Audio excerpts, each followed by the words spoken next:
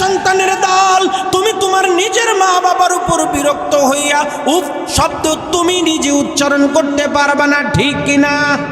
2 number অধিকার হইল ওয়ালা তানহারহুমা, ধমকের সুরে কথা বলা যাবে না।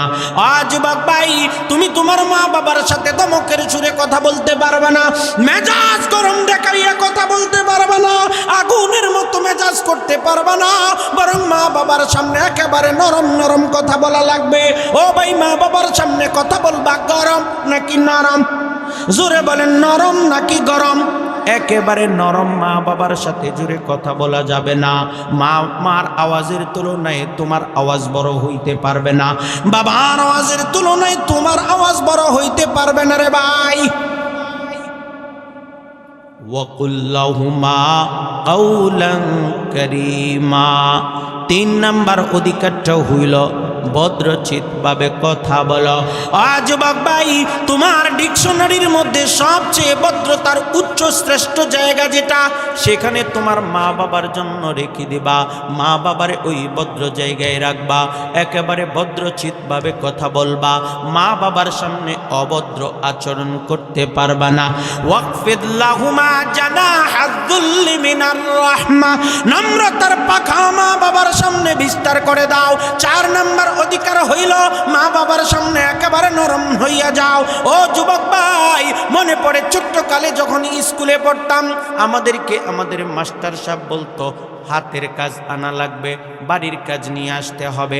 আশেপাশের খালের মধ্যে গিয়া নিচ থেকে এক ধরনের সাদা মাটি বের করে নিয়ে আসতাম, মাটিগুলোরে পানি মাখাইয়া এটারে আবার কাদা বানাইতাম, ওই কাদা মাটি দিয়া কামরাঙ্গা বানাইতাম। কামরাঙ্গাটা পছন্দ হয় নাই, আঁকা বাঁকা হয়ে গেছে, এটারে বাইঙ্গা আবার চুলা বানাইতাম, চুলাটারে পছন্দ হয় নাই, বাইঙ্গা আবার কাঁঠাল বানাইতাম। ওই কাদা মাটি আমারে কোনোদিন বলে নাই আমি কাঁঠাল ছিলাম, আমারে কেন কামরাঙ্গা বানাও, আমি কামরাঙ্গা ছিলাম, আমারে কেন চুলা বানাও, আমি চুলা ছিলাম, আমারে আবার কেন কাঁঠাল বানাও। ও যুবক ভাই, মা বাবার সামনে একেবারে কাদা মাটির মতো হইয়া যাও, মা বাবা যেমনে বলবে তুমি তেমনি চলতে হবে, ঠিক কিনা? রসুল বলেছেন রিজার রব্বি ফি রিদাল ওয়ালিদ ওয়া সাখাতার রব্বি ফি সাখাতিল ওয়ালিদ। রসুল বলেন মা বাবা যদি তোমার উপর সন্তুষ্ট থাকে, হ্যাঁ সন্তানের দল, মা বাবা যদি তোমার উপর সন্তুষ্ট থাকে, মনে করবা আল্লাহ তোমার উপর সন্তুষ্ট আছে। মা বাবা যদি তোমার উপর অসন্তুষ্ট হইয়া যায়, মনে রাখবা আল্লাহ তোমার উপর অসন্তুষ্ট হয়ে গেছে। ও যুবক ভাই, আল্লাহ যদি কোনো সন্তান উপর কোন বান্দার উপর অসন্তুষ্ট হয়, জাহান্নাম ছাড়া তার কোনো উপায় আসেনি। কথা বলেন, আল্লাহ যদি আমার উপর সন্তুষ্ট হয় তাহলে আমার কোনো টেনশন আসেনি। রসুল বলেন তোমার মা বাবা তোমার জান্নাত অথবা জাহান্নাম, তোমার মা বাবা তোমার জান্নাত অথবা জাহান্নাম। অর্থাৎ মা বাবার সাথে ভালো ব্যবহার করবা, জান্নাতে যাইবা, মা বাবার সাথে খারাপ আচরণ করবা, জাহান্নামে যাইবা।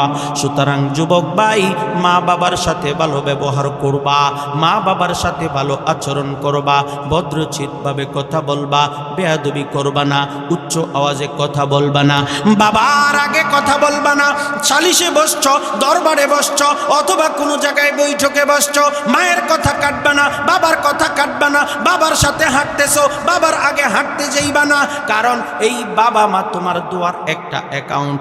রসুল বলেন হে যুবকের দল, সন্তানের দল, তোমার মা বাবা তোমার জান্নাত জাহান্নাম, তোমার মা বাবার দোয়া অথবা বদদোয়া ধনুক থেকে তীর বের হইয়া গন্তব্য যেমনি ভাবে লাগবে নিশ্চিত, ঠিক তেমনি ভাবে তোমার মা বাবা এক আল্লাহর জায়গায় যদি বহু আল্লাহ হইতো, জগতের মধ্যে ফাসাদ সৃষ্টি হইয়া যেত।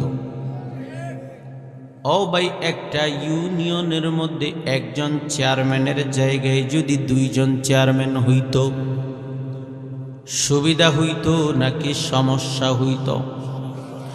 একজন চেয়ারম্যান বলতো আমি আব্দুল্লাহরে বয়স্ক ভাতা দেব, আরেকজন চেয়ারম্যান বলতো হের গোষ্ঠীর একটা ভোটও আমি পাই নাই, আমি তারে বয়স্ক ভাতা দেব না।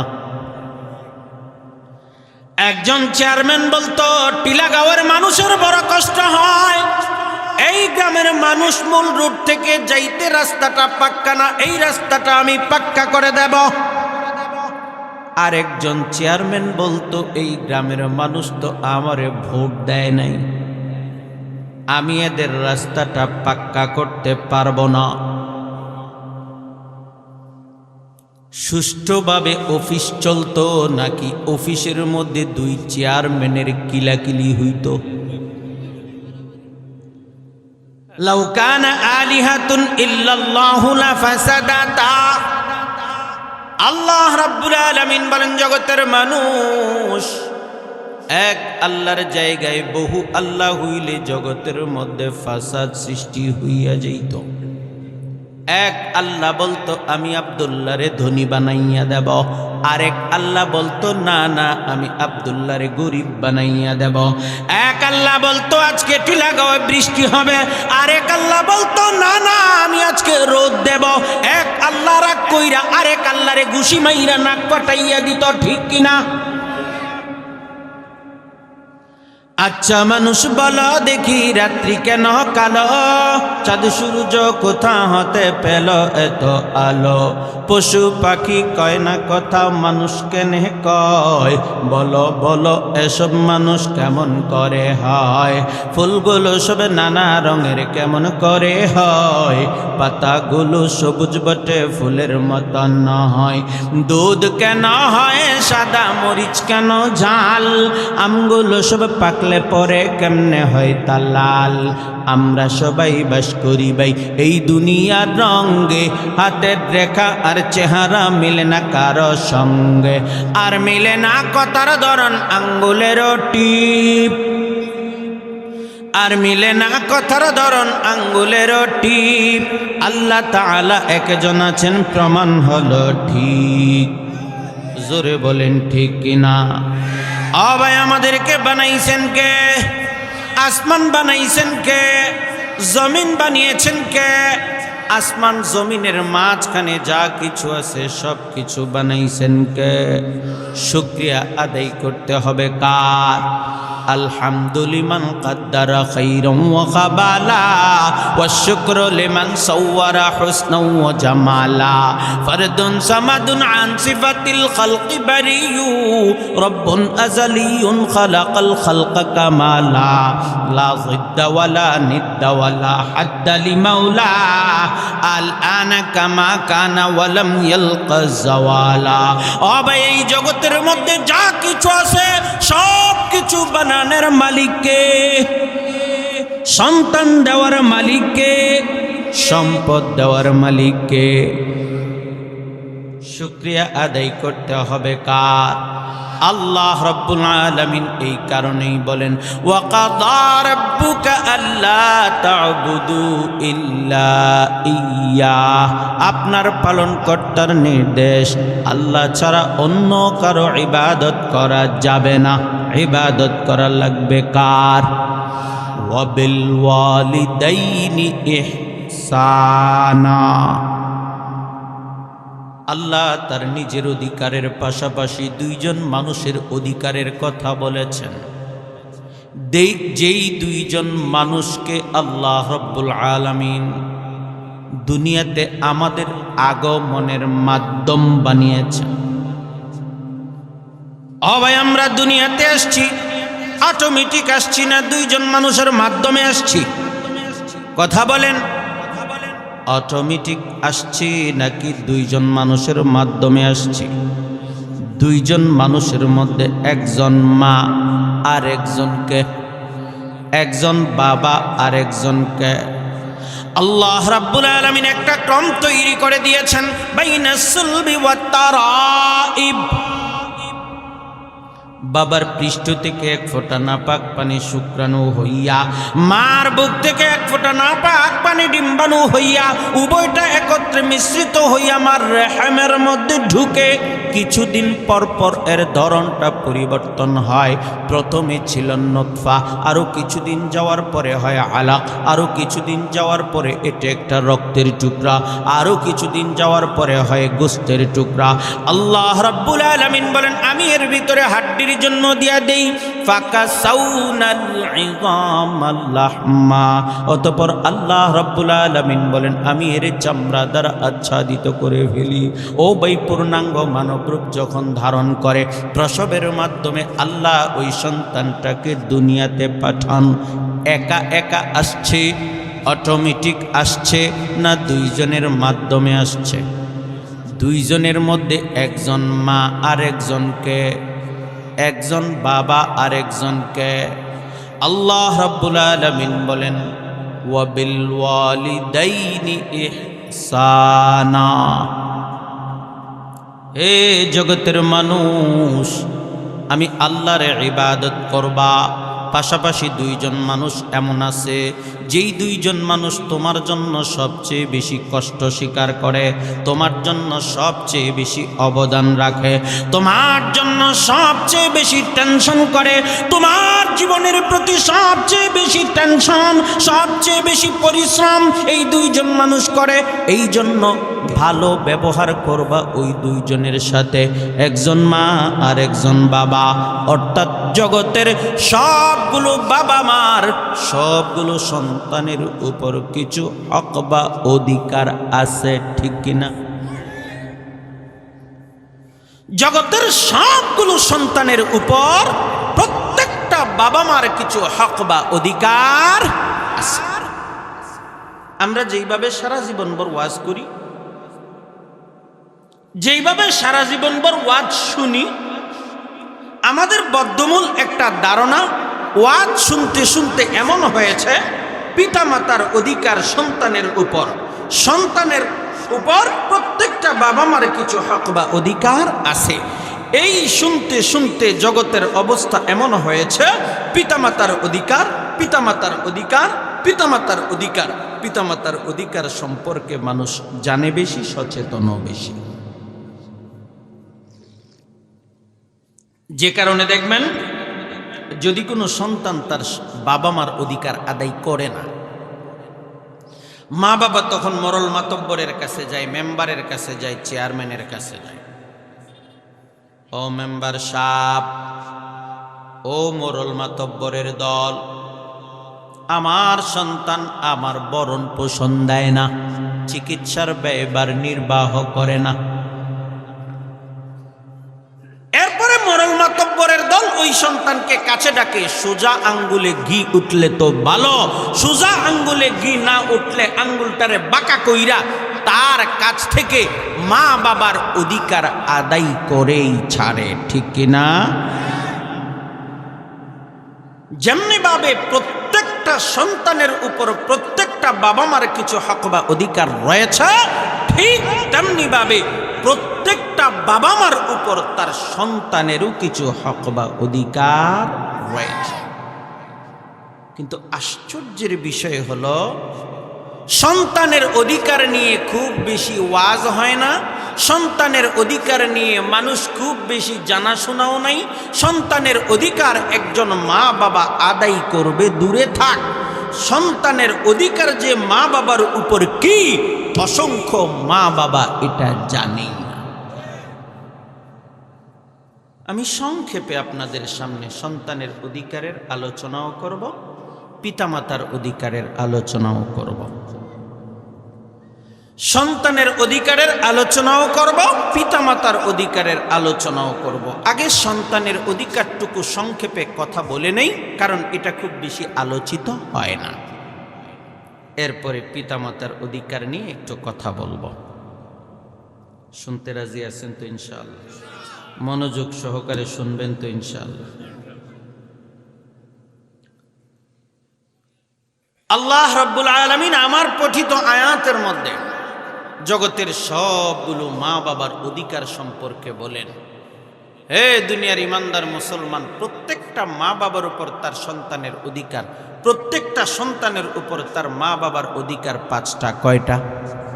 যেমনি ভাবে প্রত্যেকটা সন্তানের উপর মা বাবার অধিকার পাঁচটা, ঠিক তেমনি ভাবে প্রত্যেকটা মা বাবার উপর তার সন্তানের অধিকারও পাঁচটা।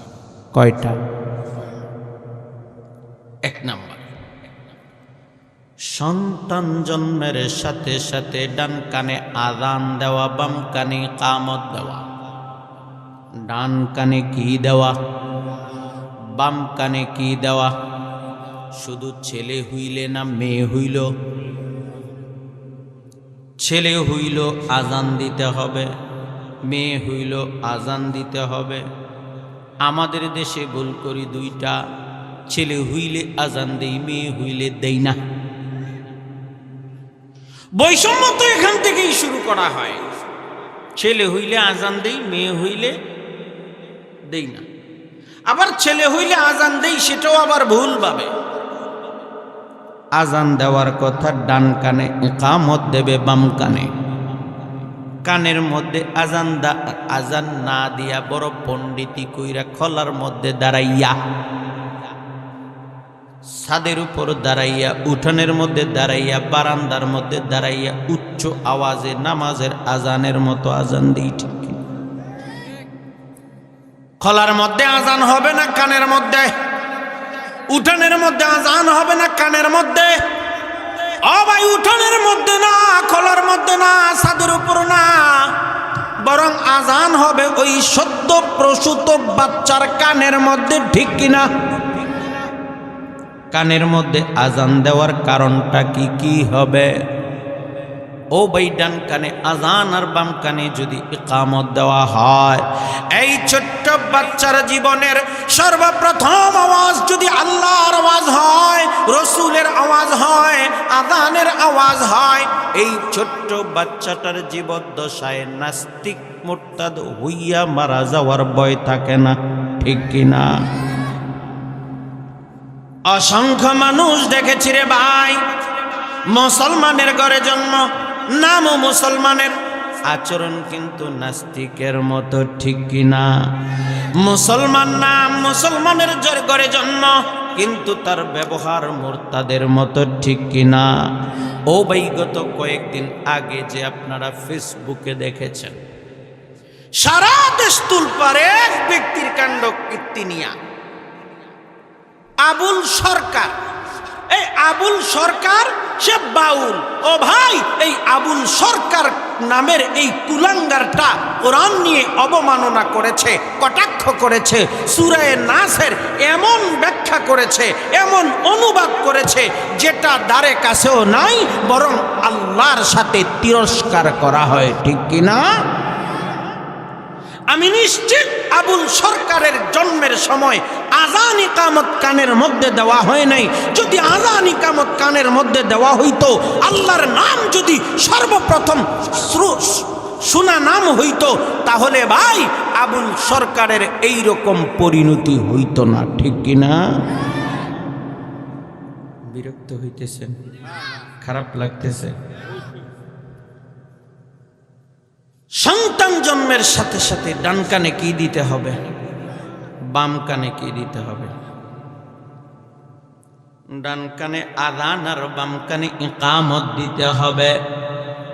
ও ভাই, ডান কানে আযান আর বাম কানে ইকামত দেওয়ার আরেকটা উদ্দেশ্য হইল ছোট্ট এই বাচ্চাটারে একটা সংবাদ জানাইয়া দেওয়া। ছোট্ট এই বাচ্চার কানের মধ্যে আযান ইকামতের মাধ্যমে একটা সংবাদ জানাইয়া দেওয়া। প্রথম যেদিন তুমি এসেছিলে ববে, তুমি মাত্র কেঁদেছিলে, হেসেছিলে সবে। এমন জীবন হবে করিতে গঠন, মরণে হাসিবে তুমি, কাঁদিবে ভুবন। ছোট্ট বাচ্চার কানের মধ্যে আযান ইকামত দেওয়ার মাধ্যমে একটা সংবাদ তারে জানাইয়া দেওয়া, ও বাচ্চা, তুমি দুনিয়ার জীবনে আসছ, তুমি দুনিয়াতে আসার পরে তোমার আত্মীয় স্বজন হেসেছে, আনন্দিত হয়েছে। মা বলছে আমার সন্তান হইছে, বাবা বলছে আমার সন্তান হইছে, নানা নানি দাদা দাদি বলছে আমাদের নাতি হয়েছে। সবগুলো মানুষ আনন্দিত হয়েছে। কিন্তু রে বান্দা, জীবন এমন একটা ছোট্ট জীবন, তোমার জীবনটা কতটুকু জানোনি? তোমার জীবনটা হইল সামান্যতম জীবন। ও বাচ্চা, নামাজের যেমনি ভাবে আজান হয়, তোমারও একটা নামাজ আছে। তোমার নামাজের আজান আজান হয়ে গেছে, ইকামত হয়ে গেছে। আজান ইকামত শেষ হওয়ার পরে নামাজ শুরু হইতে কয় ঘন্টা সময় বাকি থাকে? কথা বলেন। মসজিদের মধ্যে আপনারা আজান শুনেন না? আজান হওয়ার পরে মসজিদের ভিতরে ইকামত হয় না? ইকামত শেষ হওয়ার কয় ঘন্টা পরে ইমাম নামাজ শুরু করে? না ভাই, 15 মিনিট তো না, বরং সাথে সাথে 1 সেকেন্ডও দেরি হয় না। 2 সেকেন্ড দেরি হইলে তো পিছন থেকে গলা খাকারি মারে না? ইকামত শেষ, সাথে সাথে নামাজ শুরু, ঠিক কিনা? ছোট্ট বাচ্চার কানের মধ্যে আজান ইকামতের মাধ্যমে ওই ছোট্ট বাচ্চারে একটা সংবাদ দিয়ে দেওয়া, ও বাচ্চা, তোমার জীবনের একটা নামাজ আছে, তোমার নামাজের আজানও আছে, ইকামতও আছে। আজানও হয়ে গেছে, ইকামতও হয়ে গেছে। আজান ইকামত শেষ হওয়ার পরে নামাজ শুরু করতে সামান্য যে 1 সেকেন্ড 1.5 সেকেন্ড সময় বাকি আছে, এটাই হইল তোমার নিজের দুনিয়ার জীবন। ও বান্দা, তোমার জীবনের এই ছোট্ট সময়টারে একটু কাজে লাগাও। ও ভাই, ছোট্ট কালে পাড়া প্রতিবেশীর ঘরের মধ্যে গিয়ে সুন্দর এই কবিতার অংশটুকু লেখা দেখতাম। প্রথম যেদিন তুমি এসেছিলে ববে, তুমি মাত্র হেসেছিলে, তুমি মাত্র কেঁদেছিলে, হেসেছিল সবে। এমন জীবন হবে করিতে গঠন, মরণে হাসিবে তুমি, কাঁদিবে ভুবন। ও বান্দা, প্রথম যেদিন তুমি দুনিয়ার বুকে আসছিলে, ওই দিন তুমি মাত্র ওয়া ওয়া করে কান্নাকাটি করছ। তোমার আত্মীয় স্বজন তোমার আগমন বার্তা শুনে হেসেছিল। এমন জীবন হবে করিতে গঠন, মরণে হাসিবে তুমি, কাঁদিবে ভুবন।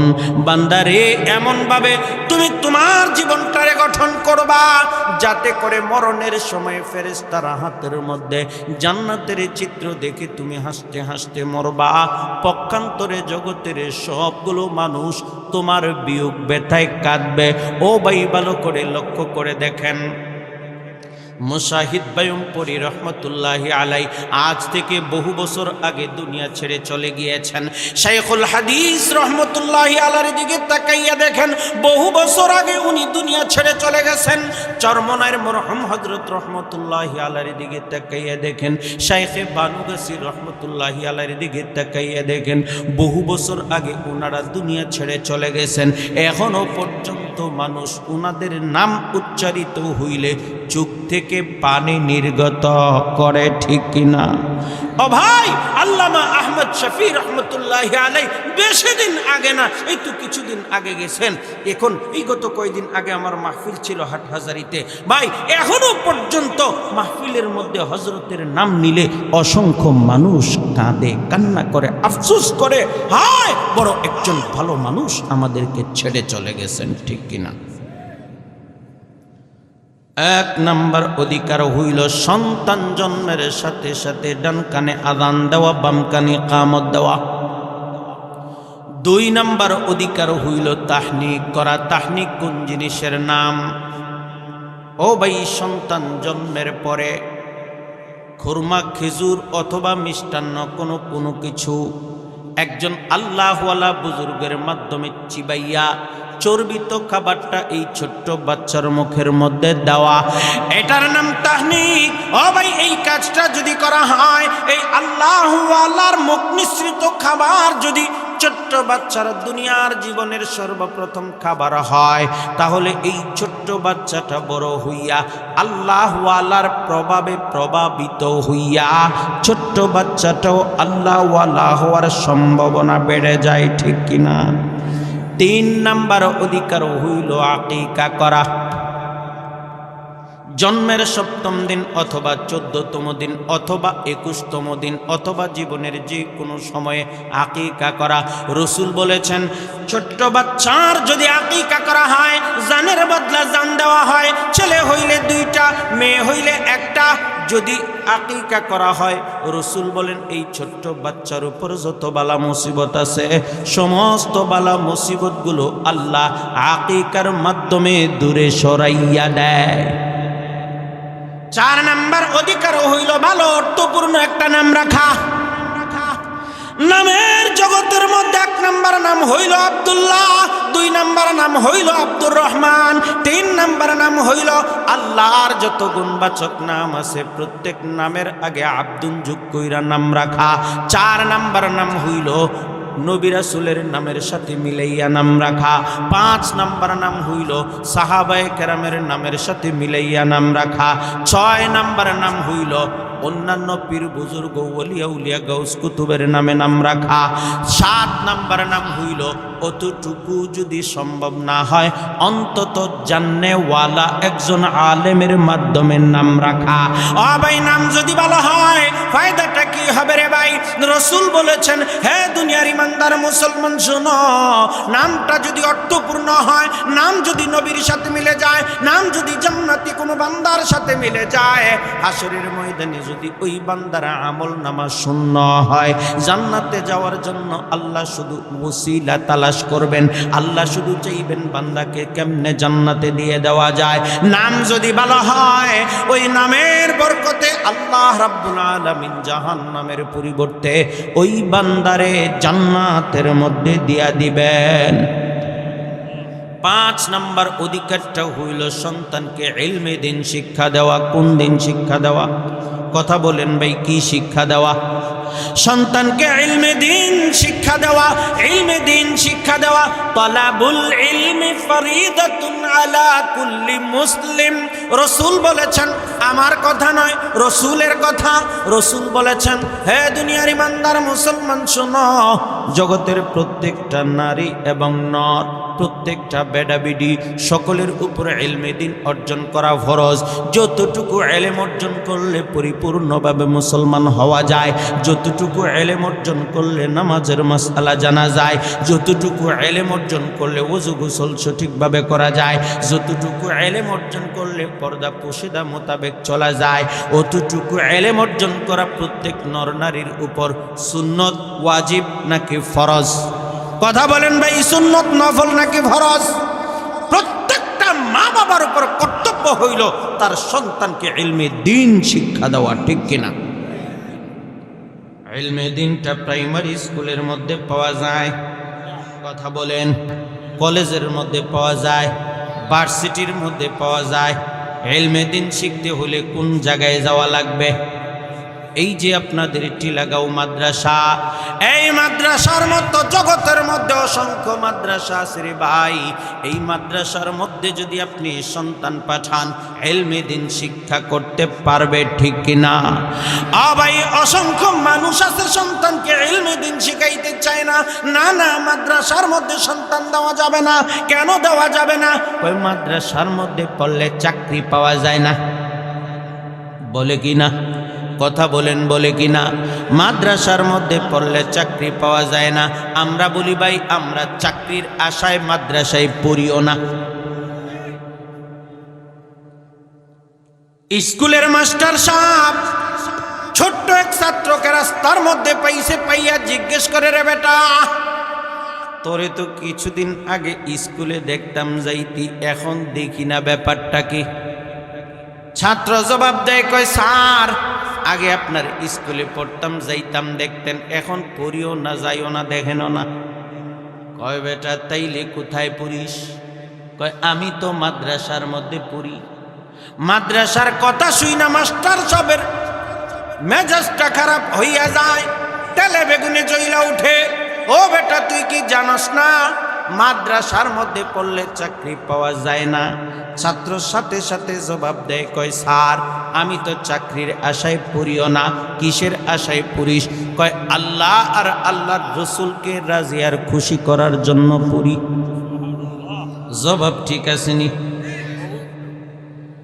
এবার মাস্টার সাহেব চিন্তা কইরা দেখে, হেরে তো আটকাইতে পারলাম না, কিন্তু এমনে তো সারা যায় না। ও বেটা, তুই কি জানিস না মাদ্রাসার মধ্যে পড়লে বুদ্ধি শুদ্ধি হয় না? ছাত্র সাথে সাথে জবাব দেয়, কয়, স্যার, আপনার যদি তাই মনে হয় আমার একটু টেস্ট কইরা দেখেন। বুদ্ধি টেস্ট করার জন্য ছাত্রকে এবার মাস্টার সাহেব জিজ্ঞেস করে, রে বেটা, সামনের দিকে তাকা। তাকাইলাম, বিশাল বড় একটা পুকুর দেখা যায়, দেখছস নি? হ দেখছি। বলতো দেখি এই পুকুরের মধ্যে কয় বালতি পানি আছে? আপনারা বলেন তো। এই কথা জিজ্ঞেস করার আগে এই ছাত্রটা পুকুরের পানিগুলো বালতি দিয়ে মেপে আসছিল। বলতো দেখি পুকুরের মধ্যে কয় বালতি পানি আছে? ছাত্র সাথে সাথে জবাব দেয়, কয় স্যার, বালতিটা যদি এত বিশাল বড় হয়, পুকুরের সবগুলো পানি যদি বালতির মধ্যে একবারেই লওয়া যায়, তাহলে সারা পুকুরের মধ্যে এক বালতি পানি আছে। বালতিটা যদি এর অর্ধেক হয় 2 বালতি, এর অর্ধেক হলে 4 বালতি, এর অর্ধেক হলে 8 বালতি, এর অর্ধেক হলে 16 বালতি, এর অর্ধেক হলে 32 বালতি, এর অর্ধেক হইলে 64 বালতি। মাস্টার সাহেব কয় মাফ চাই, দোয়াও চাই, তুই ভাবি। বুদ্ধি নাই না বুদ্ধি আছে? শুধু আছে না আরো বেশি আছে? মাস্টার সাহেব থামে না, জিজ্ঞেস করার বেটা, পুকুরের পাড়ের দিকে তাকাইয়া দেখ, বিশাল বড় একটা বটগাছ দেখা যায়। দেখছস নি? কয় হ দেখছি। বলতো দেখি বটগাছের উপরে কি দেখা যায়? কয় কালা কালা কাউয়া কাকা। বলতো দেখি এই বটগাছের মধ্যে কতগুলো কাক আছে? ছাত্র সাথে সাথে জবাব দেয়, কয় স্যার 1000 কাক আছে। মাস্টার সাহেবের চোখ এক একটা হাঁসের ডিমের মতো বড়। ও বেটা গুনতে তো দেখলাম না, বললি কেমনে? কই স্যার, আপনার যদি বিশ্বাস না হয় গুনা আরম্ভ করেন। গুনতে গুনতে গিয়ে যদি দেখেন 1000 থেকে 100 বেশি আছে, মনে করবেন পাশের দেশ ইন্ডিয়া থেকে এখানে 100 বেড়াইতে আসছে।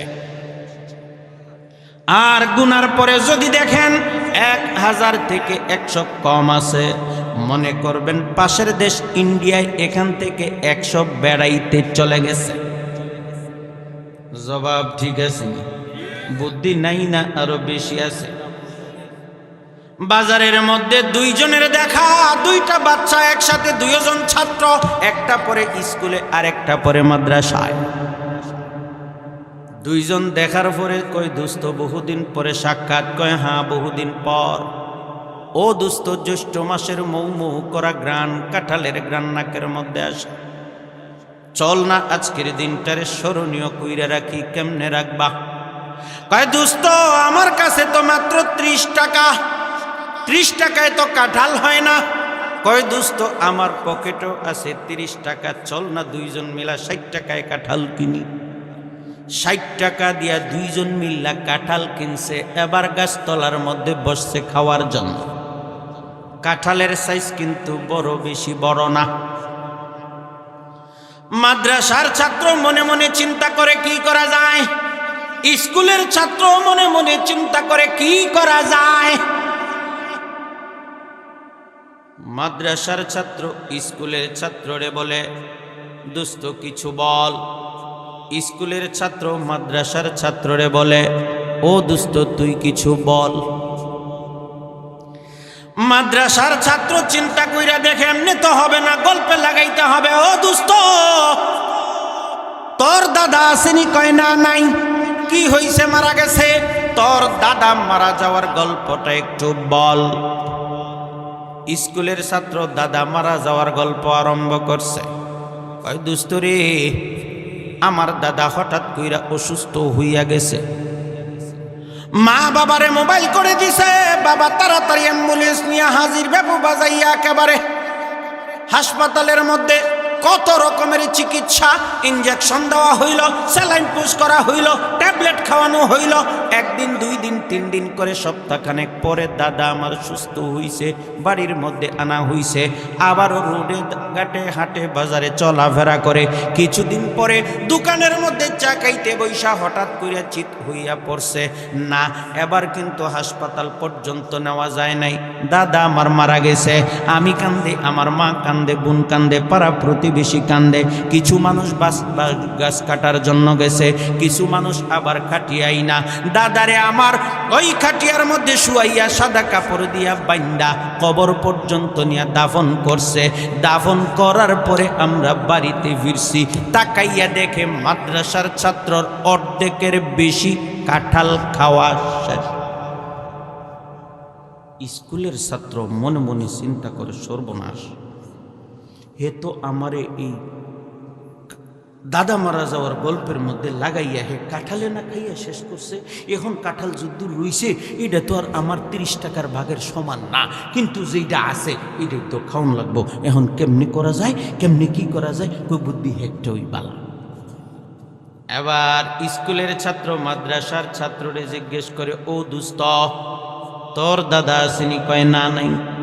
কি হইছে? কয় মারা গেছে। তোর দাদা মারা যাওয়ার গল্পটা একটু বল। মাদ্রাসার ছাত্র দাদা মারা যাওয়ার গল্প বলতেছে। কয় দুস্ত আমার দাদা ফরছে আর মরছে। এর দাদা মারা যাওয়ার গল্প খুব লম্বা, কথা বলেন লম্বা। মানুষ বলে মাদ্রাসার মধ্যে পড়লে বুদ্ধি শুদ্ধি হয় না, আসলে মাদ্রাসার ছাত্রের বুদ্ধি নাই না আরো বেশি আছে? আরো জোরে বলেন, বুদ্ধি নাই না আরো বেশি আছে? রাসূল সাল্লাল্লাহু আলাইহি ওয়াসাল্লাম হাদিসের মধ্যে বলেন, একজন হাফিজে কোরআন যদি কোনো ফ্যামিলির মধ্যে হয়, একজন হাফিজে কোরআন তার আত্মীয় স্বজনের অন্তত 40 জনকে সুপারিশ করে জান্নাতে নিয়ে যাইতে পারবে।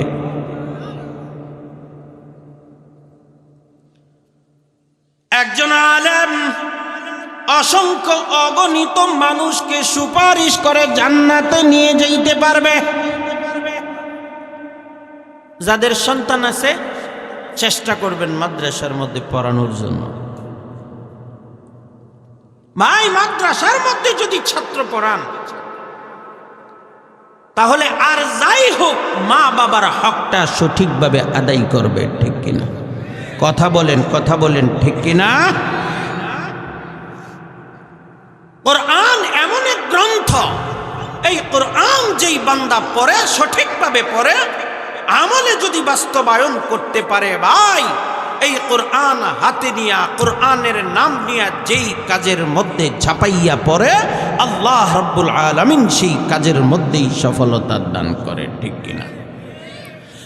মা বাবার দাল, আপনার সন্তানকে ইসলামী শিক্ষায় শিক্ষিত করুন, আপনার সন্তানকে ধর্মীয় শিক্ষায় শিক্ষিত করুন, আপনার সন্তানকে কোরআনী শিক্ষায় শিক্ষিত করুন। আপনার সন্তান যদি ধর্মীয় শিক্ষাটা গ্রহণ করে তাহলে আপনার কোনোদিন ওই বৃদ্ধাশ্রমে থাকা লাগবে না, ঠিক কিনা? ভাই আমাদের দেশের মধ্যে যতগুলো বৃদ্ধাশ্রম আছে প্রত্যেকটা বৃদ্ধাশ্রমে গিয়া দেখেন, সেখানে যেই বৃদ্ধরা থাকে, সেখানে যেই বৃদ্ধারা থাকে, প্রত্যেকের সন্তানের খবর নিয়ে দেখেন, প্রত্যেকের সন্তান কিন্তু প্রতিষ্ঠিত জায়গায় বসা। কারোর ছেলে আমেরিকায় থাকে, কারোর ছেলে লন্ডনে থাকে, কারোর ছেলে অস্ট্রেলিয়ায় থাকে।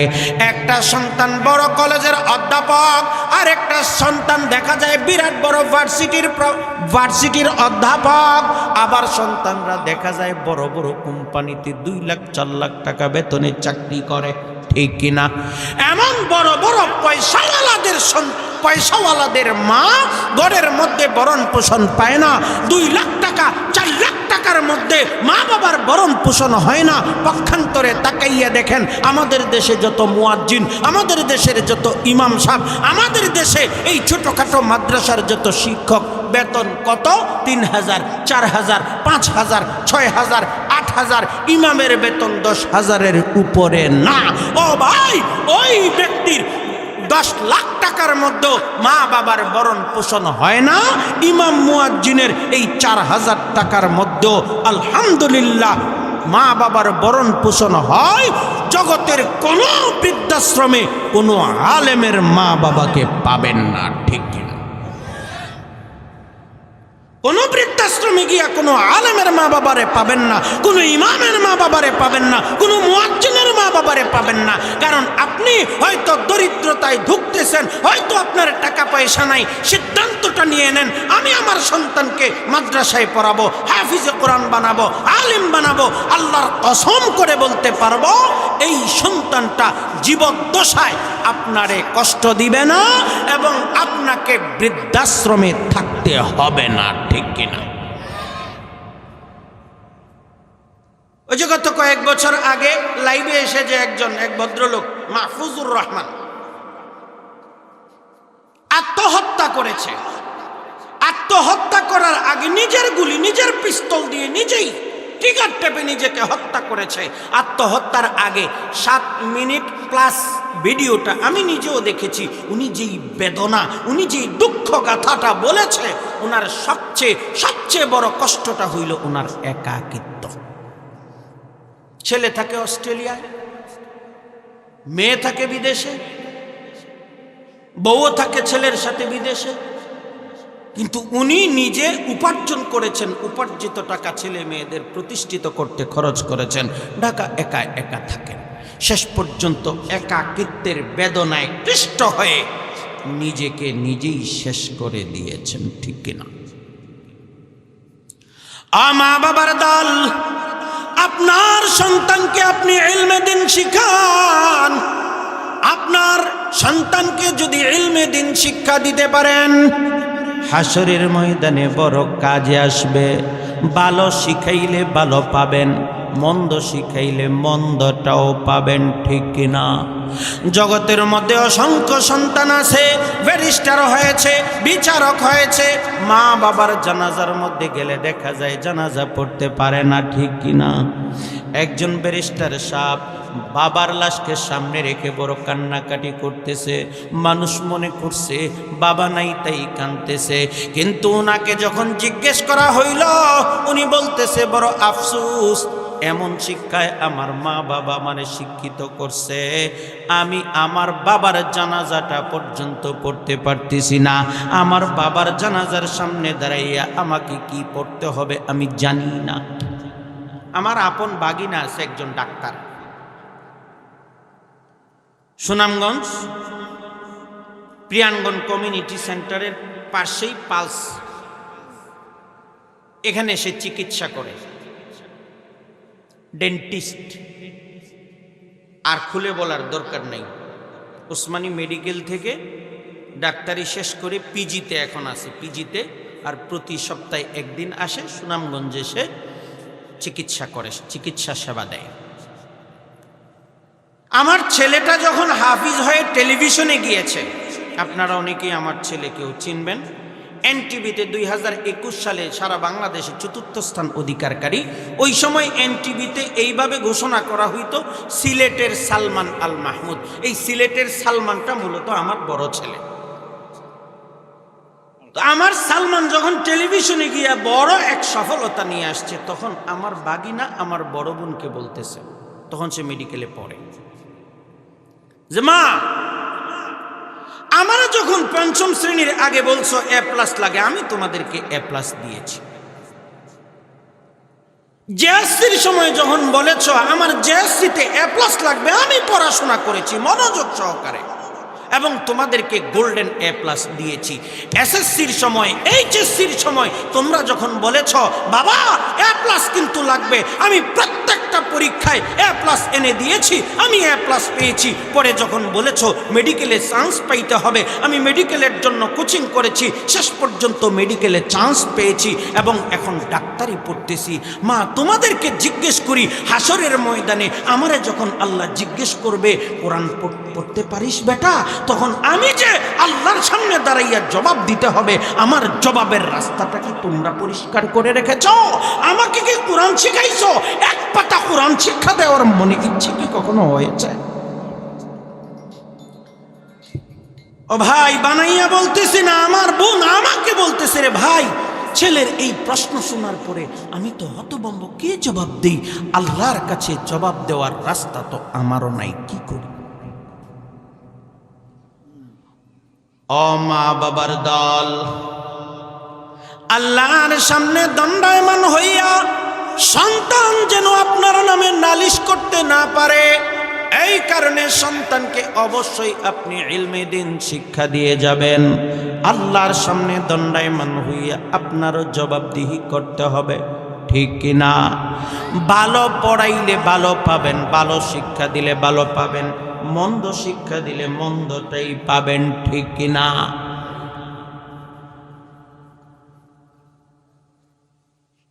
এক দুষ্কৃতিকারী জমিদারকে হত্যা করছে। জমিদারকে হত্যা কইরা সে আবার নিজে উকিলের কাছে গিয়ে বলতেছে, উকিল সাহেব,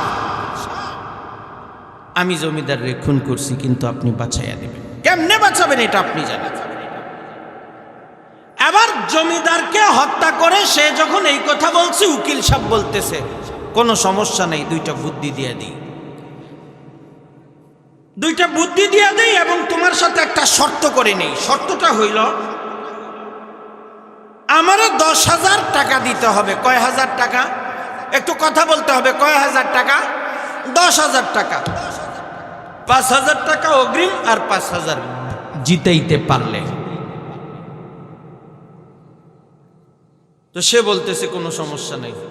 শর্ত আরেকটা হইল, তোমার একটা বুদ্ধি দিয়ে দিই, আদালত চত্বরে হাকিম যত প্রশ্ন করবে, উকিল যত জেরা করবে, তুমি জবাব একটাই দিবা, ব্যয়। এই ব্যয় ছাড়া আর কোনো কথা তুমি বলতে পারবা না। ব্যয় শব্দ ছাড়া তুমি কথা বলতে পারবা না। এমনকি সন্ধ্যা পর্যন্ত যদি তোমাকে জেরা করতে থাকে, এই ব্যয় শব্দ ছাড়া আর কিচ্ছু বলতে পারবা না। সে বলতেছে কোনো সমস্যা নাই, এই নেন আপনার অগ্রিম 5,000। হিসাব মনে আসেনি? বাকি 5,000 দেওয়ার কথা কখন? কথা বলেন কখন? জিতার পর।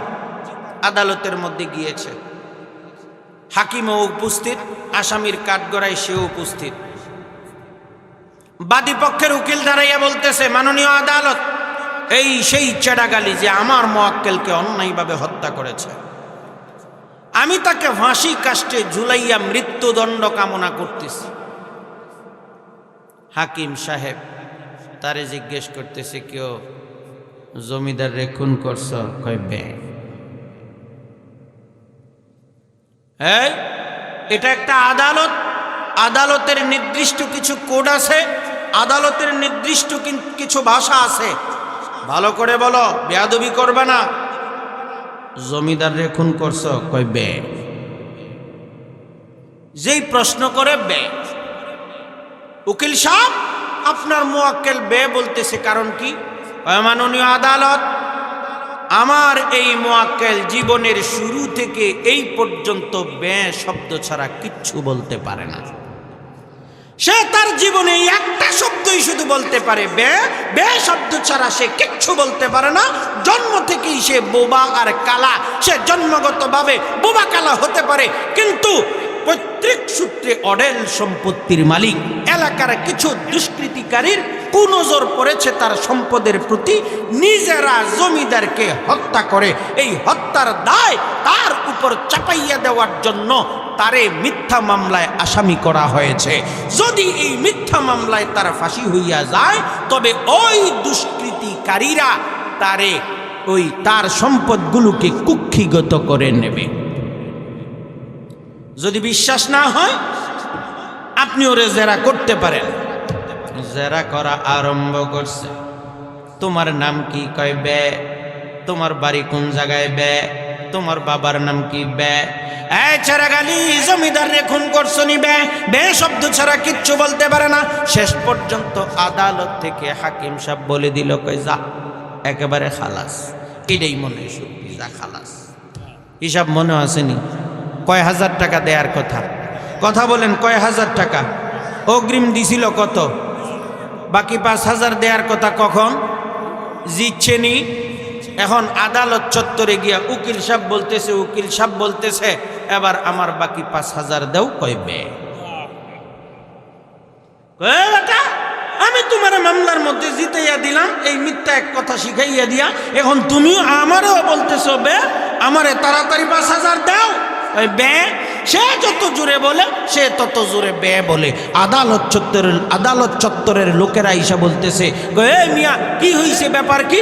আরে দেখেন কত বড় জুচ্ছুর, আমি এর একটা শব্দ শিখাইয়া দিয়া আদালত থেকে একেবারে বেকসুর খালাস বানাইয়া দিছি। এখন এই ব্যয় শব্দ দিয়া আমার সে মেও কয়। তখন কয়, এই বেটা, আমাদের উকিল সাহেবের 5,000 দে। কয় ব্যয়। শেষ পর্যন্ত আদালত চত্বরের লোকেরা বলতেছে, উকিল সাহেব, বুদ্ধিটা তো আপনার শিখানো, আপনি যেই বুদ্ধিটা শিখিয়ে দিয়েছেন, আপনার বুদ্ধি দিয়ে সে আপনারই ধোঁকা দিতেছে।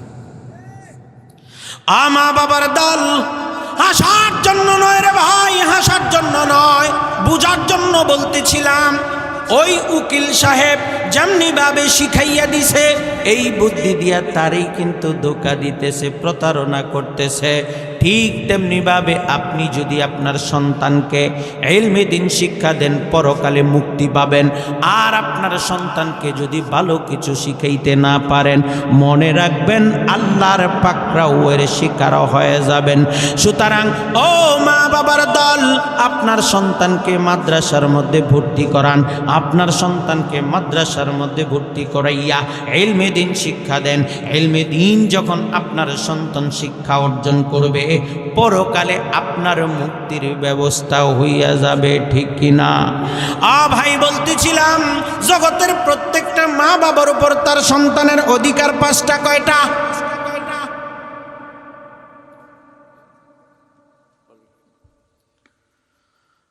আচ্ছা, একটা সিগন্যাল চলে আসছে, যেহেতু সিগন্যাল চলে আসছে সেহেতু আমি আলোচনাকে সংক্ষেপ করে শেষ দিতেছি।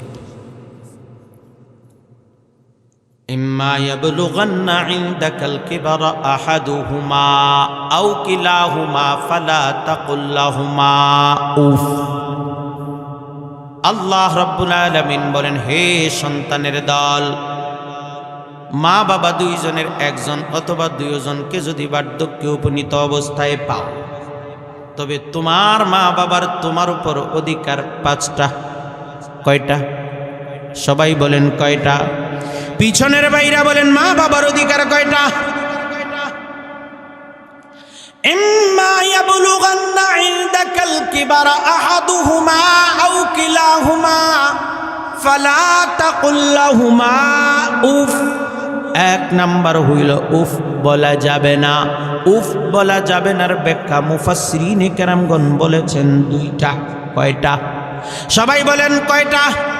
এক নাম্বার ব্যাখ্যা হইল, সন্তানের দল, মা বাবার সামনে এমন কোনো আচরণ করতে পারবা না যাতে করে তোমার মা বাবা তোমার আচরণে বিরক্ত হইয়া উফ শব্দ উচ্চারণ করে। দুই নাম্বার ব্যাখ্যা হইল, হে সন্তানের দল, তুমি তোমার নিজের মা বাবার উপর বিরক্ত হইয়া উফ শব্দ তুমি নিজে উচ্চারণ করতে পারবা না, ঠিক কিনা? দুই নাম্বার অধিকার হইল ওয়ালা তানহারহুমা, ধমকের সুরে কথা বলা যাবে না। আজ ভাই, তুমি তোমার মা বাবার সাথে ধমকের সুরে কথা বলতে পারবে না, মেজাজ গরম দেখাইয়া কথা বলতে পারবে না, আগুনের মতো মেজাজ করতে পারবে না, বরং মা বাবার সামনে একেবারে নরম নরম কথা বলা লাগবে। ও ভাই, মা বাবার সামনে কথা বলবা গরম নাকি নরম? জোরে বলেন, নরম নাকি গরম? একেবারে নরম। মা বাবার সাথে জোরে কথা বলা যাবে না। মার আওয়াজের তুলনায় তোমার আওয়াজ বড় হইতে পারবে না, বাবার আওয়াজের তুলনায় তোমার আওয়াজ বড় হইতে পারবে না রে ভাই। ওয়াকুল লাহুমা কাওলান কারীমা। তিন নাম্বার অধিকারটা হইল ভদ্রচিতভাবে কথা বলো। আজ ভাই, তোমার ডিকশনারির মধ্যে সবচেয়ে ভদ্রতার উচ্চ শ্রেষ্ঠ জায়গা যেটা, সেখানে তোমার মা বাবার জন্য রেখে দিবা। মা বাবার ওই ভদ্র জায়গায় রাখবা, একেবারে ভদ্রচিতভাবে কথা বলবা, মা বাবার সামনে অভদ্র আচরণ করতে পারবা না। ওয়াকফিদ লাহুমা জানাহায যুল্লি মিনার রাহমা, নম্রতার পাখা মা বাবার সামনে বিস্তার করে দাও। চার নাম্বার অধিকার হইল, মা বাবার সামনে একেবারে নরম হইয়া যাও। ও যুবক ভাই, মনে পড়ে ছোট্টকালে যখন স্কুলে পড়তাম, আমাদেরকে আমাদের মাস্টার সাহেব বলতো, হাতের কাজ আনা লাগবে, বাড়ির কাজ নিয়ে আসতে হবে। আশেপাশের খালের মধ্যে গিয়া নিচ থেকে এক ধরনের সাদা মাটি বের করে নিয়ে আসতাম, মাটিগুলোরে পানি মাখাইয়া এটারে আবার কাদা বানাইতাম। ওই কাদা মাটি দিয়া কামরাঙ্গা বানাইতাম। কামরাঙ্গাটা পছন্দ হয় নাই, আঁকা বাঁকা হয়ে গেছে, এটারে বাইঙ্গা আবার চুলা বানাইতাম। চুলাটারে পছন্দ হয় নাই, বাইঙ্গা আবার কাঁঠাল বানাইতাম। ওই কাদা মাটি আমারে কোনোদিন বলে নাই আমি কাঁঠাল ছিলাম, আমারে কেন কামরাঙ্গা বানাও, আমি কামরাঙ্গা ছিলাম, আমারে কেন চুলা বানাও, আমি চুলা ছিলাম, আমারে আবার কেন কাঁঠাল বানাও। ও যুবক ভাই, মা বাবার সামনে একেবারে কাদা মাটির মতো হইয়া যাও। মা বাবা যেমনে বলবে তুমি তেমনি চলতে হবে, ঠিক কিনা? রসুল বলেছেন রিজার রব্বি ফি রিদাল ওয়ালিদ ওয়া সাখাতার রব্বি ফি সাখাতিল ওয়ালিদ। রসুল বলেন মা বাবা যদি তোমার উপর সন্তুষ্ট থাকে, হ্যাঁ সন্তানের দল, মা বাবা যদি তোমার উপর সন্তুষ্ট থাকে, মনে করবা আল্লাহ তোমার উপর সন্তুষ্ট আছে। মা বাবা যদি তোমার উপর অসন্তুষ্ট হইয়া যায়, মনে রাখবা আল্লাহ তোমার উপর অসন্তুষ্ট হয়ে গেছে। ও যুবক ভাই, আল্লাহ যদি কোনো সন্তানের উপর, কোনো বান্দার উপর অসন্তুষ্ট হয়, জাহান্নাম ছাড়া তার কোনো উপায় আসেনি। কথা বলেন, আল্লাহ যদি আমার উপর সন্তুষ্ট হয় তাহলে আমার কোনো টেনশন আসেনি। রসুল বলেন তোমার মা বাবা তোমার জান্নাত অথবা জাহান্নাম, তোমার মা বাবা তোমার জান্নাত অথবা জাহান্নাম। অর্থাৎ মা বাবার সাথে ভালো ব্যবহার করবা, জান্নাতে যাইবা। মা বাবার সাথে খারাপ আচরণ করবা, জাহান্নামে যাইবা। সুতরাং যুবক ভাই, মা বাবার সাথে ভালো ব্যবহার করবা, মা বাবার সাথে ভালো আচরণ করবা, ভদ্রচিতভাবে কথা বলবা, বেয়াদবি করবা না, উচ্চ আওয়াজে কথা বলবা না, বাবার আগে কথা বলবা না। সালিশে বসছ, দরবারে বসছ, অথবা কোনো জায়গায় বৈঠকে বসছ, মায়ের কথা কাটবা না, বাবার কথা কাটবা না। বাবার সাথে হাঁটতেছো, বাবার আগে হাঁটতে যাইবা না, কারণ এই বাবা মা তোমার দোয়ার একটা অ্যাকাউন্ট। রসুল বলেন হে যুবকের দল, সন্তানের দল, তোমার মা বাবা তোমার জান্নাত জাহান্নাম। তোমার মা বাবার দোয়া অথবা বদদোয়া ধনুক থেকে তীর বের হইয়া গন্তব্য যেমনি ভাবে লাগবে নিশ্চিত, ঠিক তেমনি ভাবে তোমার মা বাবার দোয়া বা বদদোয়া এটা আল্লাহর দরবারে কবুল নিশ্চিত, কোনো সন্দেহ নাই। আজ যুবক ভাই, মা বাবার সাথে খারাপ আচরণ করবা না, মা বাবার সাথে ভালো ব্যবহার করা লাগবে, ঠিক কিনা? আল্লাহ রাব্বুল আলামিন পঞ্চম অধিকার সম্পর্কে বলেন ওয়াকুর রাব্বির হামহুমা কামা রাব্বায়ানি সগীরা। মা বাবা দুনিয়াতে বেঁচে থাকলেও, মা বাবা দুনিয়া থেকে ইন্তেকাল করলো, তাদের জন্য বেশি বেশি দোয়া করবা। রাব্বির হামহুমা কামা রাব্বায়ানি সগীরা। ও আল্লাহ, আমার শিশুকালে আমার মা বাবা যেমনিভাবে আমার উপর দয়া দেখিয়েছেন, আমাকে মায়া করেছেন, আমার জন্য পাগল ছিলেন, ঠিক তেমনিভাবে আমার মা বাবার উপর তেমনিভাবে